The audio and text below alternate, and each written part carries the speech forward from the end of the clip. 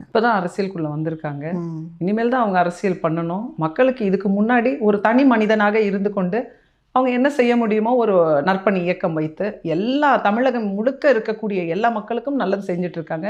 இன்னைக்கு தமிழகம் தாண்டி நீங்க எடுத்துக்கிட்டீங்கன்னா Qatar, Dubai, Saudi, UK, USA பார்க்குற இடத்துலலாம் ரத்த தான முகாம்கள், மருத்துவ முகாம்கள், அவங்களுக்கு அன்னதானங்கள் அப்படின்னு சொல்லிட்டு இன்னும் வெளிநாடுகளில் இருந்து கூட மக்கள் எல்லாருமே அவருடைய ஃபேன்ஸ் வந்து நலத்திட்ட உதவிகள் பண்ணிக்கிட்டே தான் இருக்கிறாங்க.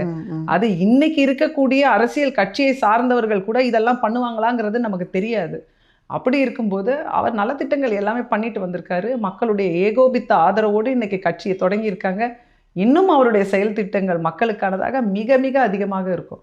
இப்ப இருக்கிற முதல்வர் கூட அவரை மாதிரியே அவர் ஒன்று பண்ணாருன்னா அதே மாதிரி அடுத்து உடனே ஒன்று பண்றாரு. அதையும் நம்ம மக்கள் எல்லாருமே பார்த்துக்கிட்டு தான் இருக்கிறோம். ஸோ வந்து நீங்க அந்த ரேம்ப் வாக்லாம் பார்த்தீங்களா?